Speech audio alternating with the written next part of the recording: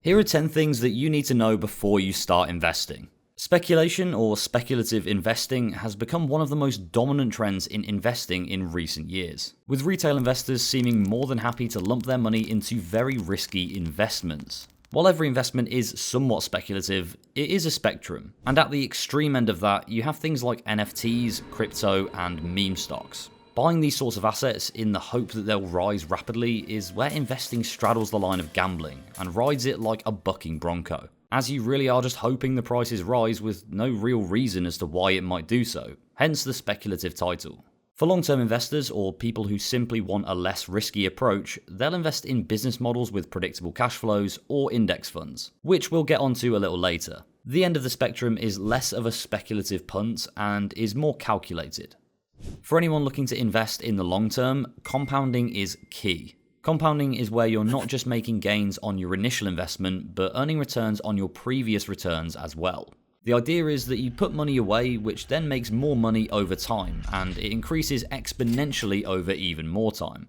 The process is simple. If I invest £200 and it earns a return of 10% in year one, that is a gain of £20. If I then reinvest that £20, so £220 is now invested in total, and then get the same return of 10% the year after, I get £22, which I then reinvest and then rinse and repeat. A real world example of this would be the S&P 500. With an average return of around 10% per year, if you were to invest £200 a month from your 18th birthday all the way up to your 50th, you'd have invested roughly £77,000, and yet your total balance would now be worth around £600,000. Since 2018, there's been a £20,000 annual limit on ISA deposits in the UK. But as of the 6th of April 2024, you can now use this allowance across as many stocks and shares ISAs as you like, as long as you stay within the overall ISA limits and restrictions. If you're investing in the UK and you're looking to invest via the stock market, you should be doing this inside a stocks and shares ISA if possible. This means you can invest up to £20,000 per year and you won't pay any capital gains tax on long-term profits. We actually ran some numbers on the differences between trading within a stocks and shares ISA versus a regular investing account, and the disparity was honestly crazy. I've linked the spreadsheet of findings below if you want to take a look at them yourself. So make sure you're using a platform that actually allows you to buy your shares or funds inside an ISA, as the long-term difference is insane. When it comes to investing in the stock market, you have the option of buying shares in a company or investing into a fund, so it's important that you understand the difference between these two. If you buy a share, you're essentially buying a small cut of a specific company's overall value, which can then appreciate or depreciate in value over time. You're therefore putting your money into one singular business, so your entire investment relies on that company performing well while you own the shares. An example of a share would be buying a share of Amazon. You now own a tiny stake in the company, and if they perform well and other people want to buy their shares more than they would want to sell them, your share will increase in value. A fund, on the other hand, is a pool of companies that you can invest in all at once, and these are divided into many categories, whether it be geographical location or business sector. Investing into a fund will split your investment across multiple businesses, therefore reducing the risk, as you're not just relying on one company to do well, it's a collective effort. There are many funds available to choose from that will all invest in specific indexes. For example, you could have a fund that invests in the S&P 500, which is an index of the top 500 performing companies in the US. These funds are some of the best performing historically, with an average annual return of around 10%. With that being said, please do remember that I am not a financial advisor, and nor is this financial advice. All investments have risk and can increase and decrease in value. I'm simply explaining this for educational purposes. When it comes to funds, most people refer to index funds, but most people end up buying ETFs, which is fine, but you'll want to know the differences. Both ETFs and index funds track and invest into a list of companies, but they're both traded in different ways, hence the difference in name.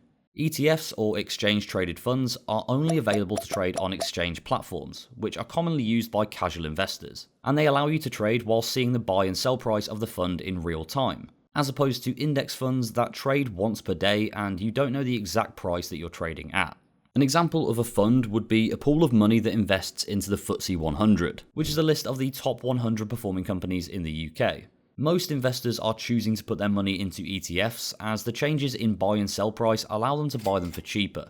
ETFs are a better option if you're an active investor, as you can constantly check for the best price. But if you're planning on just putting money away and forgetting about it, then an index fund can help you avoid the temptation of trading.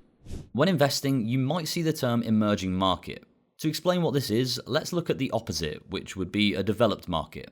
This is a geographical location like the US, UK, or Germany, for example. And to quote Investopedia, characteristics of developed markets may include strong economic growth, high per-person income, well-established stocks and debt markets, easy access by foreign investors, and a dependable regulatory system and rules. An emerging market, on the other hand, is a geographical location that shows some but not all of the characteristics of a developed market. This is why sometimes large countries like China can still be called emerging markets even though they have seen significant growth in recent years. If you're a beginner investor and you struggle with the typical financial jargon, you can access our cheat sheet via the link below. This will give you a full glossary for these sorts of terms and will also help you find the most popular funds at the biggest brokers. The term global all cap can be broken down into two parts, and I'll explain both. Global simply refers to the range of companies that are invested in terms of their geographical location. So for global, it'd be all companies across the globe. All cap is then referring to the size of the business in terms of its worth, or market capitalization. So global all cap means a fund invests into all publicly traded businesses of all sizes across the entire globe. You can have small, medium, and large cap businesses, and indexes will often focus on select groups of these, such as a global small and medium cap index, which would target these small to medium sized companies around the world.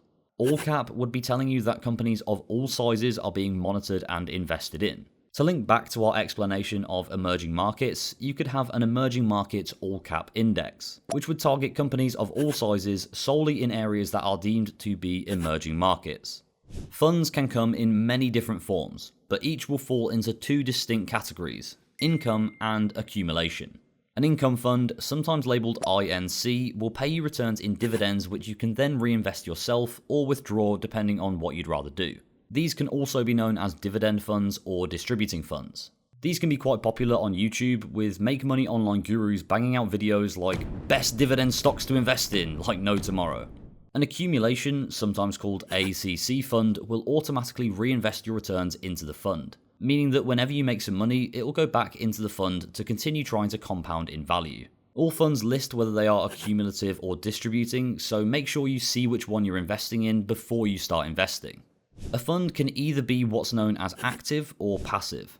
An active fund is one where fund managers are actively picking and choosing which companies to invest in on your behalf. The benefits of this are that you don't need to do a lot of research or keep track of your investments. However, you will incur a fairly sizable fee if you want a fund to do this. A passive fund is one that simply tracks an index and doesn't seek out different stocks to trade. Passive funds have also been known to outperform active funds on many occasions, as manually picking stocks actually underperforms the market for over 90% of investors.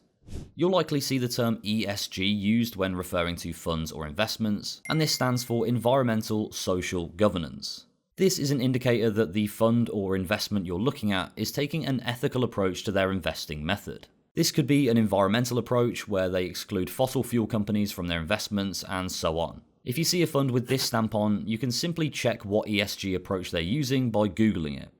One final bonus tip for you is more for your mindset than anything else. Investing is a long-term game. We're talking 10, even 20 plus years. So always make sure you're approaching it like that.